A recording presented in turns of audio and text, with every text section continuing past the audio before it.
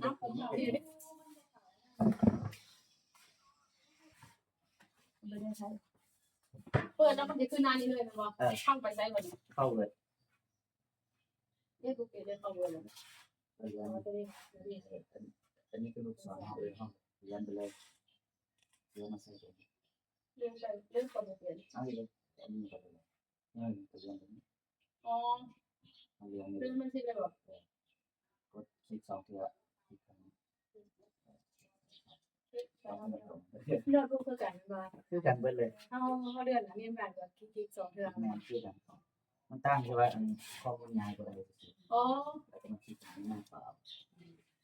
นี่เราใช้เดี๋ยวเป็นเดียวกันเลยแม่นเรียนไปใส่เลยคลิกเลยตัวเดียวอ๋อแล้วทำยังไงดีเขาสิเฮ็ดหยังเขาสิพิมพ์บ่หรือสร้างตารางไม่สร้างตารางสร้างตารางกดแทรกเรียนไปใส่เลยใช่สอนนั่นแหละอยู่กับพี่แท้แทรกนี่สอนทุกวันคลิกเลยใช่มั้ยแท้นี่ประมาณตารางนี่บอกตารางตารางนี่เข้ามานับเบิ่งมันมีจักตารางอยู่1 2 3 4 5คอลัมน์บนหาช่องเรียกว่าไฟฟ้าหรอ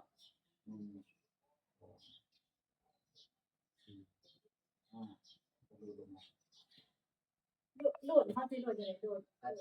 เอามาบ้านใส่มือแล้วก็ลูดเลยคลิกไปไปได้ละ1ตารางจิ้มไป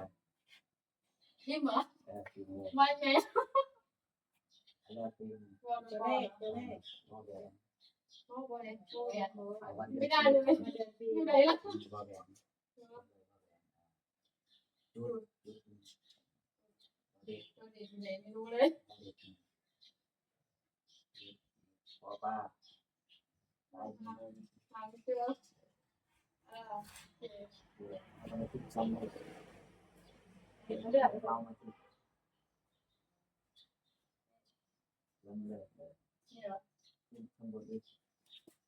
ที่ของผมมาที่ไหนล่ะเป็นไงกว้างเกินไปก็ฮะทำมันเลยเลยชอบกดนี่ก็ได้ใช่กดเลื่อนขวาไปนะกดนั้นขวาตัวนี้เลื่อนไปเดินไปขวาเดินไปขวาเดี๋ยวช่องนี้เราพิมพ์ไปที่ไม่ได้บอกที่เป็นเนี่ยลำดับที่คนที่มาหาเนี่ยเราไม่ได้ลิงแล้วจะเป็นเป็นประตูเ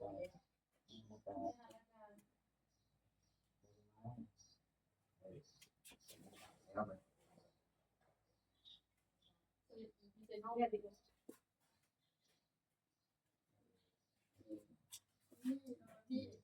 เรียนเดินเดินมาชื่อสกุลโอ้เหมือนเราสั่ง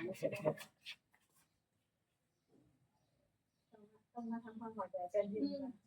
อันนี้นะนักอนุบาลอยู่ไรเข้ามาเลยไอ้ใจนี่โอ้ที่เป็นที่นักสกุลเหมือนถ้าเขาผู้ใดอันนั้นเขาจะเสียเราแล้วนี่ก่อน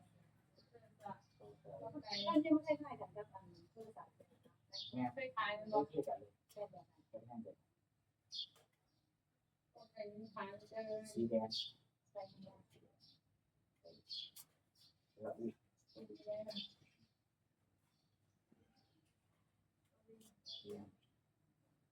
โอ้ยมันเป็นหน้าได้ตรงนี้เนาะเขาพิมพ์เนี่ยเขาใส่ก็คนเหนียวได้อันนี้งอกันอยู่เดียวเอาสร้างมาไม่ครบหรือเปล่าครบมันก็เชื่อมอีก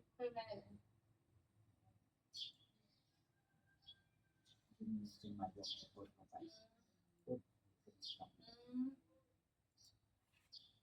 ถ้าเขาตัวเห็ดคือไม่หวังกับที่จะนอกจากเติมข้างใต้เขาแบบมันนี่เครื่องไม้รวมอยู่หลังนี้เราเชื่อมคอลัมน์กับอยู่ตรงนี้ใช้เพิ่มที่ซองไปเลยไม้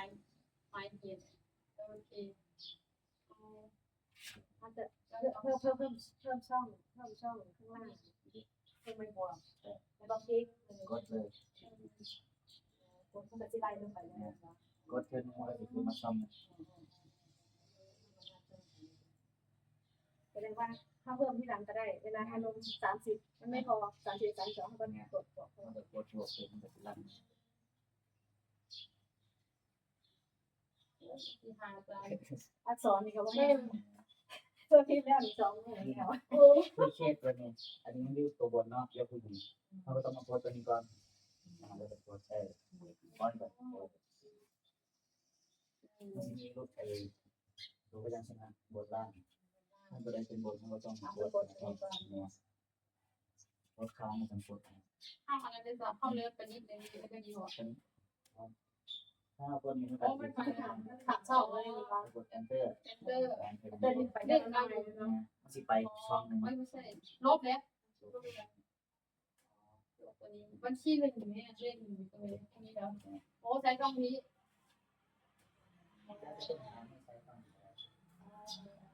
ที่มันเป็นภาษาไม่ได้กันเป็นภาษาอังกฤษ แต่ฉันมันจะเปลี่ยนเป็นภาษาอังกฤษ แล้วกด enter โอ้คนเติมก็เปลี่ยนภาษาแล้วก็กด กดลบตรงที่เรียนภาษา ลบเปลี่ยนภาษา ตัวนี้ แต่ต้องมาเป็น อ๋อจะเบิ่งภาษาไทยภาษาอังกฤษก็ โอ้ถ้าเมื่อก่อนเอนเตอร์ต้องเป็นภาษา โอ้ชอบเปลี่ยนภาษา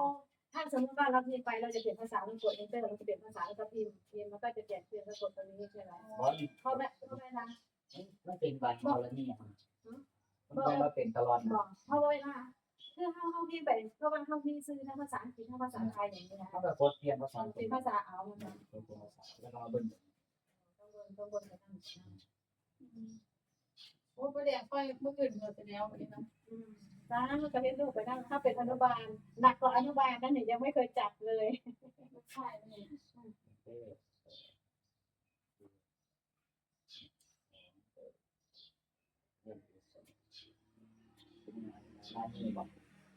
ก็จะเป็นรวม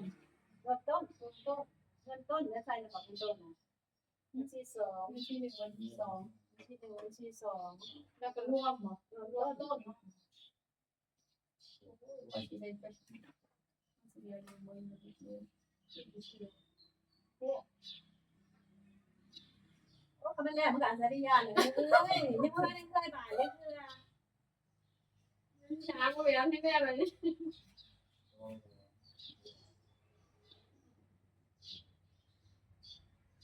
ตาหูก็ได้แบบก็เองใจก็ต้องเรียนไม่พออนุบาล ดีนะยังมีโอกาสได้เรียนรู้นะที่ดีก็ไม่ได้บ่ายที่อะไรเก่ง เขาแบบมาเลี้ยงซ้อมกัน ไม่ได้มาซื้อ ช่องไง ก็น้องมาใส่มันก็ประมาณตัวนี้ปึ๊บ โอ้เดือนเขาก็รูดเมาบอก นะเขากดคลิกค้างมันกันเดือนมาเลย คนช่างจะเดือนเลย พอแล้วปึ๊บมันก็ปล่อย เราช่องประมาณใดเราต้องการ คือลำดับที่ซ้อมบอกว่าแบบขยับเบาเส้นไปเลยกดคลิกค้างยังเข้าไป ทำให้รูด นี่เหรอ เนี่ยเขาขยับไปเลยเด็กๆเขาขยับ พยายามเมาเลยว่าที่ข้างเราพยายามเมา ถ้ามันซ้อนกันแต่เด็กออกมาไม่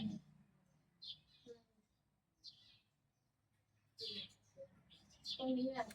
เราจะเอาชื่อสกุลตรงนี้ขยับ ทีนี้เขาก็กลับมาหน้าแรกปึ๊บเขากดคลิกค้างเลยน้ำก็เริ่มลากงามเลยเป็นคุ้มดำเลยนี่คือกินการ เป็นยาทำเป็นปีกลางพยายามจนเสร็จผู้กลางจะให้กับที่เมาเจ้า เราคุ้มดำปึ๊บมันคือตัวนี้เป็นการ จะเอาไปใช้ เอาลองเห็นไหมกดชื่อเป็นตัวเดียว เป็นโมยก่อน กดขับที่ค้างเลย ที่เป็น ที่ค้างมาเลยแล้วก็เซอร์เวอร์แบนเดี๋ยวก็เข้าที่มันสิเป็นพลังที่ เดินไปมา ที่เปิดคุ้ม คุณงามไปเลยที่ค้างเลยเดี๋ยวฟังครับอันนี้มันติดตารางมันนั่นเดี๋ยวครับกดครับเอากดนี่เนาะเอากดที่ค้างไปเลยค้างปึ๊บแล้วเอากระลากมา โลล่างก่อนดำเบิดก่อน น่าจะมากดตรงนี้ ถึงกลางต้องพลิกเลยมันว่ามันขยับเลย แม่บันนี้ขั้นตอนหนังสือมันน้อยแล้วก็มันคิดนี่ มันใหญ่แล้วเนาะ คิดไปคิดเรียก โอ้มันยังทำงาน เอากระดาษ16ใน เอา ช่วง มา นี้ เลย มันเรียนมาเลย เดินลงมานะ ถ้าน้องมาใส่เลยผมเลย16 มันใส่แต่เลยสิบหกเอวเรียนมันเดินมาสิบหก เช่นเรื่องมากมันก็เปลี่ยนไปเลยตั้งวางเลยบอก เรียนไปเลย แปด 28ก็ขึ้นดี ให้เกิดอะไรแปด มันคิดไปปึ๊บ โอ้ยยังพูด พอดี คิดพลิกแล้วแล้วเลยใช่ไหมไปเลย ก็แล้วเลย กินมาเหมือน กระพิมพ์ เอาเป็นที่ดำๆเลย เท่ากับคลิกใส่มองสีพิมพ์เลยไม่ใช่เรียนเนาะใส่เป็นสีมันต่อไป หนึ่งสองสามแบบโอ้วันเดือนปีนะ เดี๋ยวเรามาคอย เป็นไทย ในขั้น16มันอยู่พอดีตัวหนังสือ เอาชื่อผมก็ดีเลยส่วนใหญ่เขาจะใส่กระชิบหก แล้วก็เอาสัก18 20ไปคิดไปมีที่ เอาไว้ยังไงบอก เรียนมันเป็นจังซี่คนคิดไปอยู่ที่มัน วันเป็นจีอันนี้ก็ทำมาทำอะไรแย่อยู่เลย13,000 เจ็ด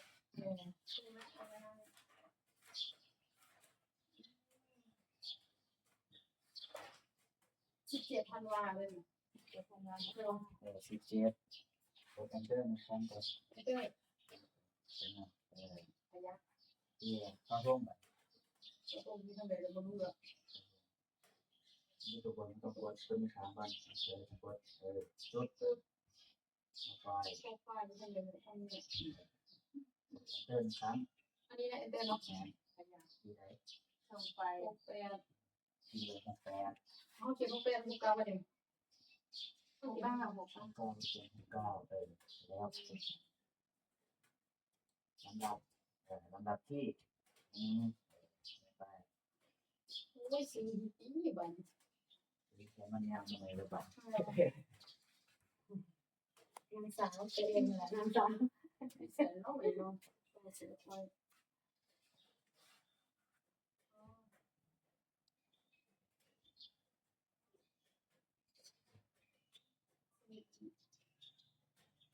อันนี้คือ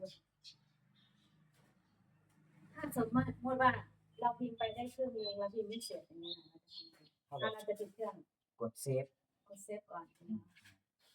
ก็มาเดินไปเรื่อยๆเอาไปเรียนมากดมือตรงไฟ ลงไฟก่อน ใช่ นะ เลย ใช่แล้วก็บันทึกเล่นบันทึกธรรมดาเลยบันทึกธรรมดาเรียบเอากับกดมือเรียกดูเดี๋ยวจะสร้างอันคนเดียวนะจะสร้างเป็นงบนี่เป็นงบ9เนาะเอาก็มาที่ตรงนี้ตรงที่เข้าไปแล้วกดบันทึกเลยมันก็กดต่อไปเลยมัน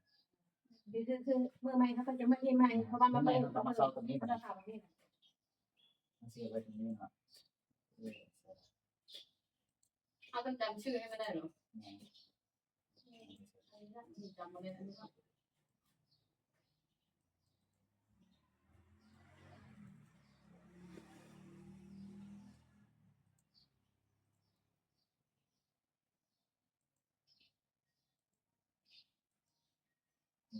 มีเอกสาร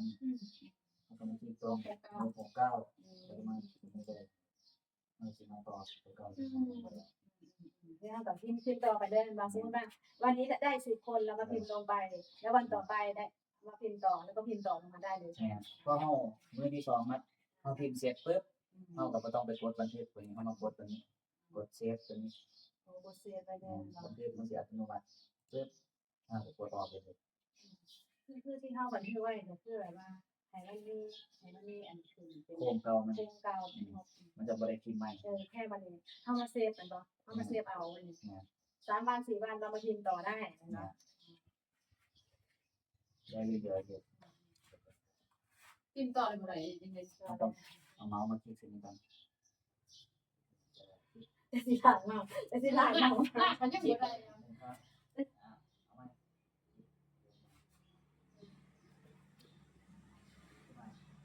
คลิกได้1ครั้ง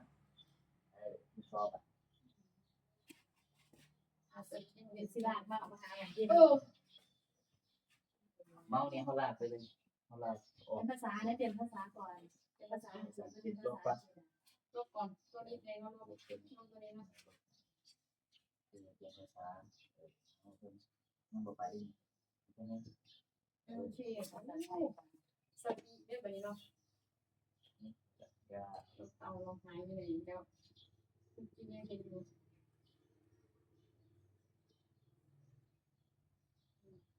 อันนี้หมายถึง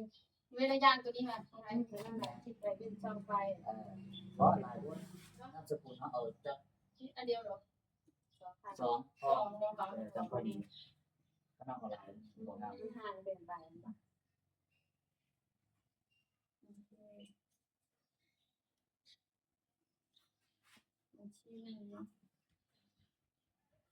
เข้ามาเราไม่ได้ใส่เองด้วยนี่ ต้องใช้เอง เลือก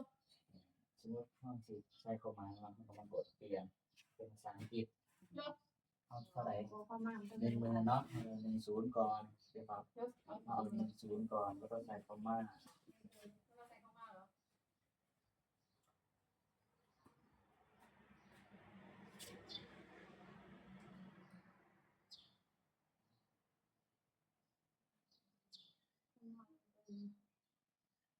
เขาไม่ได้ใส่เองเลยหรอ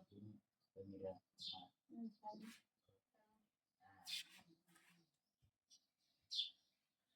ที่จะมีห้องที่เขาเรียนเสียแล้ววันทอง บัญชี2บัญ วันที่สองแบบอะไร ถ้าเขาตัวสอนเป็นสิขาดสอน ไม่ใช่เราลบเลยนะเพราะว่าเขาต้องกดเลื่อนไปก่อนเอาเลื่อนไปอ่ะกดเลื่อนไปอ่ะ เรื่องแล้ว ก็ไม่ใช่ที่ตรงกลางมันจะออกตรงกลางเลย แล้วมันจะมาปาต่อไปได้เอาที่ไปก่อน ว่าตัวไหนเป็นภาษาก่อนจะเป็น เป เดิ ลี่ น ยนนั่น ข้อมาเรา ลบมา เก่งอย่าได้มาจ่ายแล้วกูเขียนอันนี้บ่ได้สิคนละภายใน บอลไม่ได้ค่อยในควันจะสลับค่อยจะพิมพ์ตัวเดียวค่อยตัวเรียนมองเขาเขียนเอาแล้วค่อยจะไปใส่แทนในของพิมพ์ค่อยถ้าค่อยได้ว่าถ้าได้ว่าคือไทยดูนี่นะคือถ้าไทยมันพิมพ์แบบนี้โอเคอยู่แต่ว่าค่อยจะได้ตารางตัวนี้แล้วค่อยจะรีบลงมาก็คือค่อยจะเขียนแล้วค่อยจะแม่ใส่แปลงเลยแหละ พิมพ์นี่ล่ะเดี๋ยวก็พิมพ์อีกนั่น โอ้ยยกเบาเป็นคนไทยเลยข้ามส เอา ข้าม มา มา คุ้ม ที่ ดำมาดิคุ้มดำคุ้มดำเอาลูกศรใส่กดที่ค้างกระลากเงาอยู่นะ มีคนกลาง มันเป็นช่องสีด เอาใส่ใจก่อนไม่เป็นไร ำกดคลิกเลยคลิกแล้วก็ลากมาเลย ที่ทางนึงก็ลากน้ำ เอาไม่ใช่บ้า ผมว่าเป็นยังลากมาสุดเลยก็ได้เขาจะได้ลากทีเดียวลากมาเลยคือด้านกดที่การตรงนี้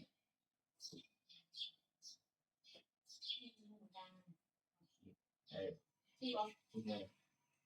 แล้วก็กดตรงนี้ขนาดเป็นขนาด ที่บอก คลิกเลยเป็น16แล้วมาคลิกเลข16คลิกเลขเลยตัวเลข ที่ 16 ดูไปที่บอก เอาเรียนได้แบบ เพื่อนำขยะ เรียน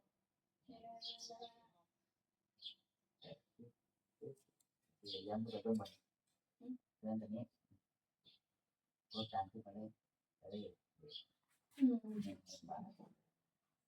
มันเขาจะเรียนอะไรมันเรียนต่อกัน ถ้าเรามากดใช้เลยให้ยืมช่องไหนให้ไปพิมพ์เลย โอ้ยเมาส์เป็นของอะไรเลย จำเลขที่2เหมือนกันแต่ได้มีคนที่2เลยนะครับที่ ไม่ ได้ ใช่ไปไม่ได้เลย พยายามมากพยาย เข้าไปลายไปทั่วเลยแบบนี้ถ้าว่าช่องไม่ได้ คิดเลย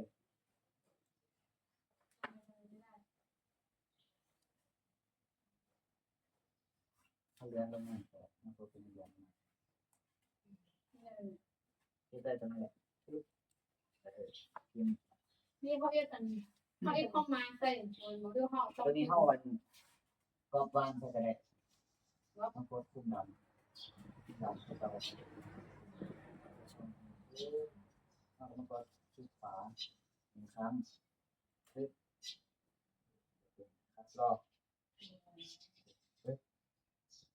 สมมติเราจะเอาแค่ตัวนี้ตัวเดียวเราจะมาจีบตัวนี้ เขาเรียกข้าวเอาจากอันละ แต่ละปึ๊บสมมตินะ สอง สมมติมันหลายเขาก็กดคลิกค้างคือเขาคุมดำแต่ถ้าค้างแต่เขากดลงมาใส่ปึ๊บคลิกขวาปึ๊บมันจะเป็น โอ้จะเป็นก๊อกวาง ยอดแต่เราทำมันเป็นเฉย มันฮัทเทียบไปเรื่อย เป็นแค่ให้เป็นเรื่อยๆมันจะเป็น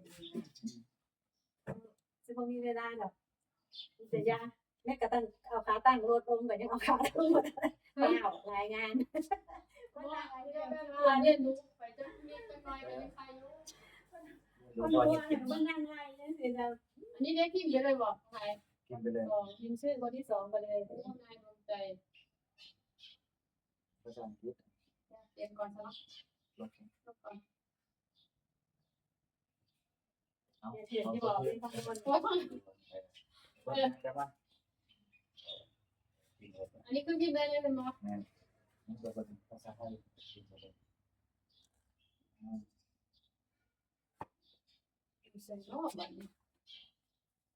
ลองดับจ้ะเราไม่เป็นต้องช่วยกันทุกทีนะ ในเรือ นี่ไงเราเนี่ย แล้วมันสิง่ายแต่ตอนพิมพ์ มันหาอักษรเนาะหาอักษรไม่ค่อยเห็น โอ้มันจะโอ้พระเจ้าเอาไปแรงเลยนะบอยไอ้มาเรื่อย อ๋อเขาเรียนรู้ชื่อเนาะเขาเรียนรู้มันเป็นไม่ชื่อเนาะเขาหาอะไรเพราะว่าเขาเรียนหาไม่ปีเขาเรียน1 โมง 11บอกเขาเรียนหาปี2เป็นไม่ กดขึ้นเดี๋ยวขึ้นต่อ มาถึงว่าเขาออกไปทางข้างเลย ถ้าเรากดได้ใช่เลยไปเลย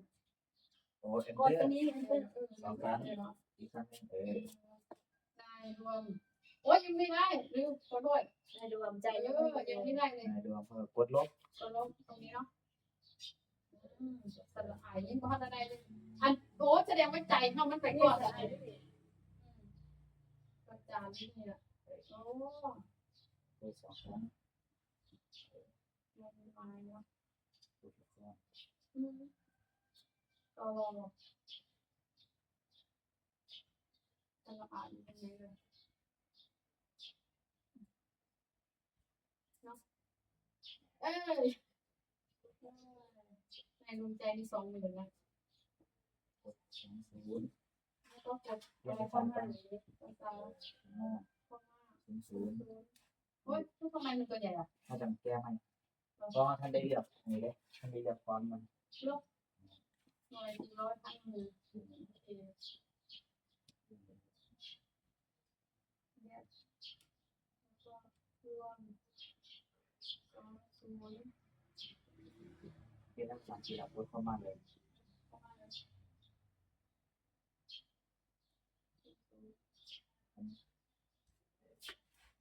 ที่นี่ขั้นตรงซื้อมันก็คือกันเอาก็มากดคุมดำที่เราสมมติเอาพิมพ์ไปลายมันก็คือกันจะกดคุมเปิดเลย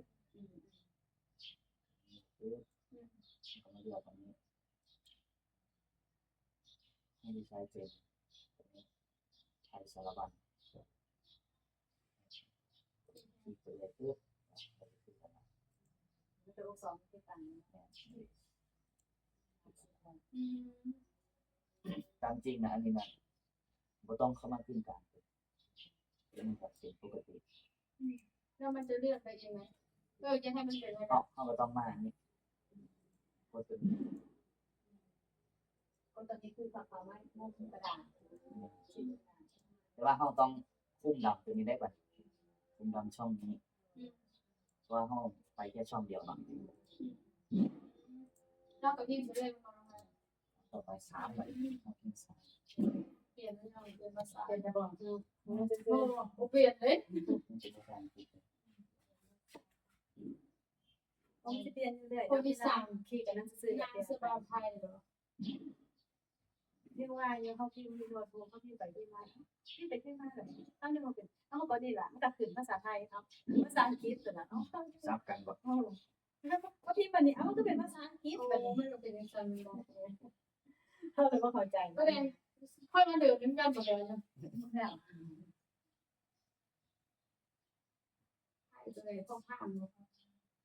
ต้องผ่านหาเจอแล้ว ใช่ มาเรือเนาะเขาก็เรื่องกินรอเองแหละก็พายนะใช่สว่างก็เลยก็เลยใช่สบายหมดสบาย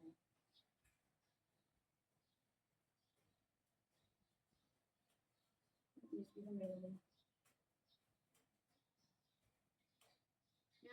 ไหมใช่สว่างที่เป็นเรื่องแบบ4510เปลี่ยนภาษาเลย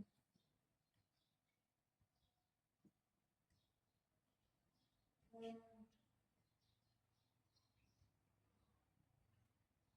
็นภาษาอังกฤษก็คือมากมากเลย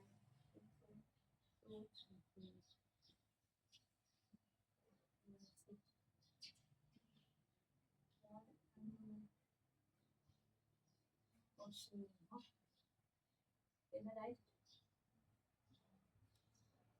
คุณเซคนที่ สี่ 4 ส แล้ อ ว งหมื่นห้า คืออยู่ไปเลยเอาเมาส์ไว้เด็กสี่นี่เอามาอะไร เอาจับสิเด้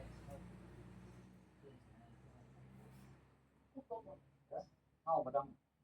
เฮาซุ่มไปเลย พุ่งอะไรกัน เฮาก็เลื่อนเลย อันนี้เฮาเลื่อนได้เลยเลื่อนได้เบิด ลากไป นี่ใส่รางใส่อะไรด้วยเลยมองเขาใส่อ๋อ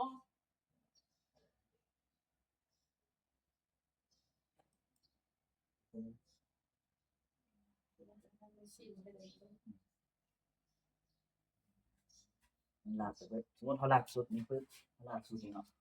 เฮาก็ยกขึ้นมาเพิ่มออก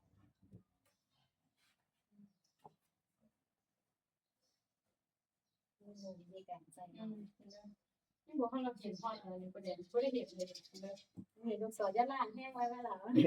ใส่อาหารพอไม่ได้ไม่รู้เห็นเลย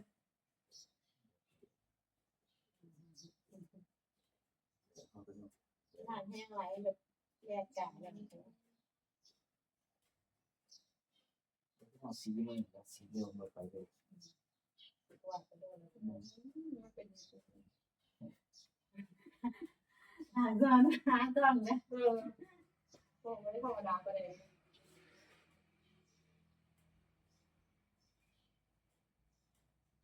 อ๋อมันเข้ามาทับกันเลยม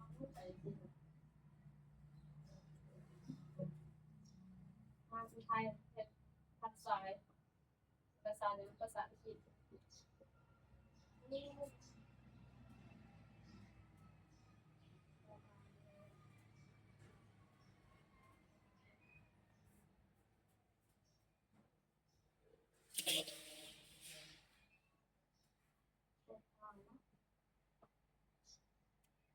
มันต้องประหารอันนี้จะว่า ต้องเรียนรู้ตำแหน่งมันจะต้องท่องภาษาท่องอักษรแล้วเรียนรู้ว่าอักษรใดเป็นอะไร เห็นไหมครับ เขาใส่นิ้วเขาก็ได้ใส่นิ้วเดียวเลยนะคะเขาจะใส่4 นิ้วเลยได้5 นิ้ว สีเดียวส นิ อง ดเดี ข้า ยว ง แบ ไป บนี้นิ้ว2 ข้างไม่เท่าค่ะไม่ใช่จิ้มไม่ใช่หาพ่อเจ้าตัวใดใกล้นิ้วกลางเขาก็นิ้วกลางไปใกล้นิ้วก้อยก็นิ้วก้อยไป เขาเอ็มมันสลับเรื่อ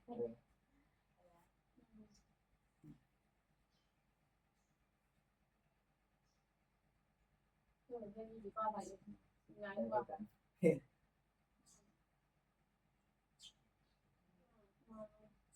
อ่างอัชราโอ้ยขีเขียนยากเลยเป็นอ่าง ภาษาอังกฤษเนี่ย อ๋อลูกก็จะพูดภาษา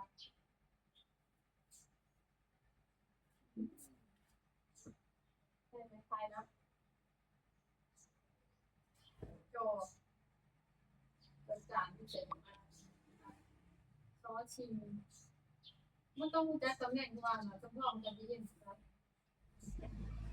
หาเลี้ยงแสดงหาซอสชิมช่วยร้องเลย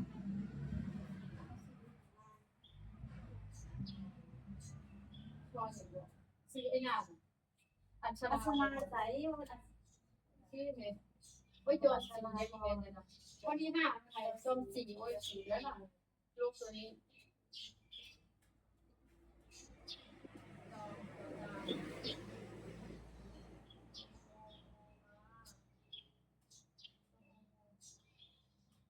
สี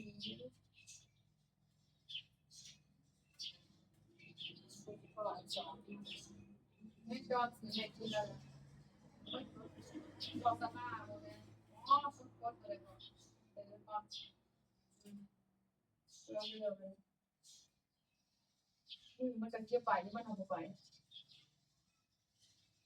สัมภาษณ์ภาษาเป็นว่าสัมภาษณ์บางที พวกนี้ ภาษาสัมภาษณ์พร้อมมาสอน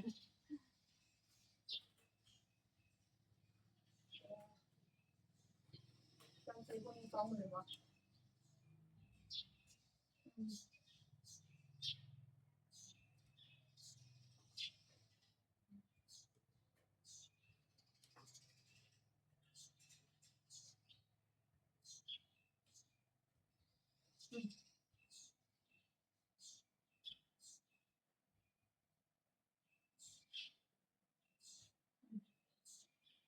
ตอนที่บอก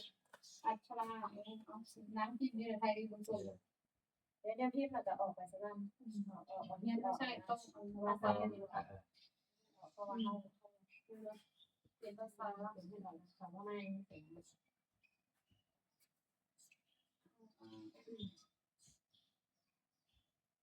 ซอชิ่งมันก็มีใส่หางประเภทนี้ ชิม ก็ชิ่งก็ไม่ได้ แล้วมันก็จะเป็น ว่าเอ็นเจว่าธนาคารชีนั่นอะไรพอว่าได้ก้อนธนาคารเพราะอะไรอยู่เนาะเราเลยก็ซื้อเขานี่เขายังโอเคซึ่งเอาการไปเอาเรียนหรือภาษาในการบนเขาจะทำ เขาเป็นภาษาอ่านแล้วเต้น ดีไปต้องไปสิไปอันนี้ที่มันได้เนาะประเด็น มันก็คือเทียมภาษาเขาแหละเราจะพูดกันแน่นะคะเพราะว่าทั้งที่มีภาษากับแป้นที่มันคล้าย จะมาไปถ่ายไปทำนี่ตรงนี้ นี่ก็จะต้อง ๆก็ ก็ชิ่งกำลัง กดชิปใช่ไหมลบกัน อัชราพรแล้วก็โคชิปใช่ป่ะเนาะกำลังมันคือเสียงว่า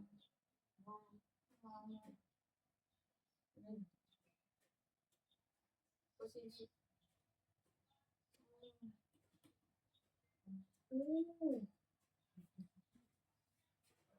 วันที่ชื่อเราเนี่ยที่แป้นเดียวเลย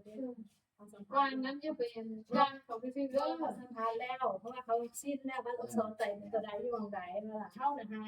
เพิ่งจะเรียนว่าเป็นอนุบาลซ้ำอยู่นะเพิ่งจะเริ่มต้นได้งานเขาโรงเรียนใหม่นะ อัชราพรเป็นจีน ถ้าคนเรียนมาโดดแล้วก็สอนวันสอนอะไรไม่ใส่ 5 8 5 0 0มันในหมื่นกว่านี้ 21,500 ตอนนี้ก็21ป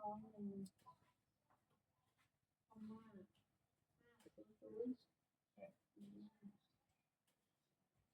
ก็แหลมประโคนวันนี้ก็ยังเป็นความแล้วแต่คนลากเมาส์แล้วใส่โดนเนี่ย ง่ายไทยใช้ก็ลงเนาะมันบ่เปลี่ยนไทยให้เปลี่ยนไปก่อน เรียนภาษา ล่างเมาไปแก้แห้งพอจักจะใส่แล้วสอน หาเรียนออกมา เขาสอนเขาเห็น ดูไปดี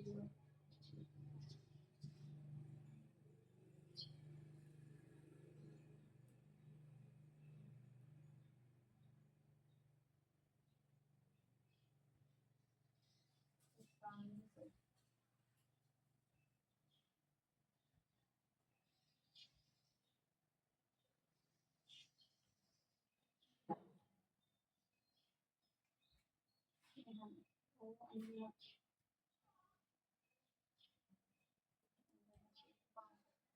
ผู้ชายใจกลมเลย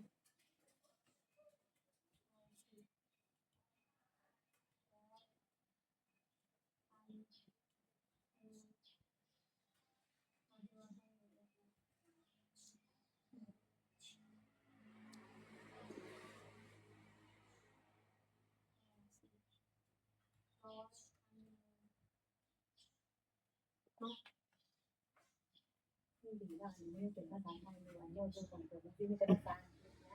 บางคนรู้เรื่องไม่อย่างมันคืออย่างเป็นภาษาเป็นทุกแบบไม่ได้ปาเดี๋ยวเราออกมาดูนะเราออกมาดูหนังที่เราไม่ได้ ขอกินซื้อ เดี๋ยวเอากินกินก่อนหายไม่ตาแล้ว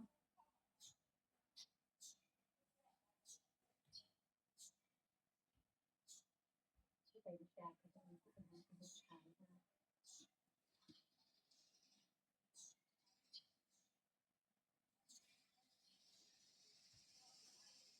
เจ็บมันใส่เนาะตัวคำดีมันต้องที่อยู่เลยเนาะมันไม่เจ็บเลย เนี่ยมองทาง ตัวชาลงตัวเรือเวลาใส่ตัวนี้มันทานไหม มันใส่สระอุก็ยังใส่ไม่ใส่สลายหรือเปล่า เหมือนอันเพศร่างใส่เนี่ยเป็นคนถืออยู่ตรงนี้ทุกคน มันจะได้สมัครพ่อหลวงพ่อกับโซ่สร้างไม่ธรรมดากับยาบางคนกับสลายโซ่สร้างเนี่ยนะบางคนน่ะนี่คือการที่เราจะซื้อมาเก่านะ ถ้าเป็นคนใจร้อนเขาก็เลยเปลี่ยน เป็นที่เก่า สี จะเรียนรางมันนานที่ เอ้า มั้ง เทียบมันอีกให้เจ้ามือเดี๋ยวมาพิมพ์ต่อแต่ว่าจะพิมพ์ได้ยังไงแต่ว่าเอ็ดบุเปลี่ยนไงเพราะว่าเขาบริเป็นใส่แต่ว่าให้ไทยอ้อนให้เดี๋ยวก่อนเราจะมาเข้าไว้ เอามาเปิดป้ายกันเล่นเมาไปใส่ ป้ายอยู่เลย นู่นใส่สุดฝน เจอป้ายดีแต่อันนี้เข้าไปแดงเขาจะเดินไปจอนละจอนพามาจอนไปเลยจอนถ้าเดินแค่ เวลาสองวัน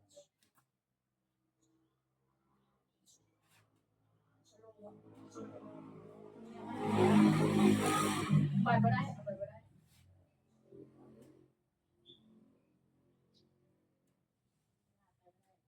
หลักเลยทุก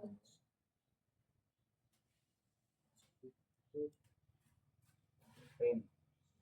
ที่เป็น เยอะมากเลยได้เป็นปึ๊บนี่ดิ669นะที่ซื้อไม่ได้ ที่นี่หรอ ที่ไว้ ก็เลย ใจมันไปใจมันไปใจอีเป็น ทางที่ออกถ้าสมมติเราจะออก โดนประเทศอันนี้คือเอาเสียบไม้กันเลยปึ๊บ ผมเธอก็ออก ก็รอดเลยบัตร ออกใจ ตามกระบะ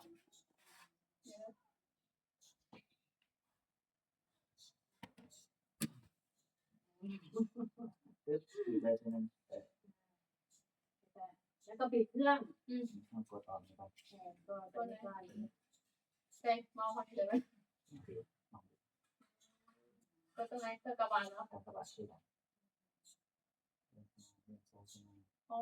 มันใส่คนละท่าเหมือนกันก็เลยเลยต้องเดินไปคนละอันมันต้องเดินวันละทีมันต้องเดินวันละทีโอ้ ต้องบอกกันว่าเขาเลี้ยงพอมือแล้วเขาเลี้ยงไปเรื่อยๆเลยตอนนั้นเขาที่เข้าเลี้ยงไม่แบบ ถ้าสมมติเดี๋ยวก่อนถ้าสมมติเราจะปิดเครื่อง เครื่องแบบนี้สี่เหลี่ยม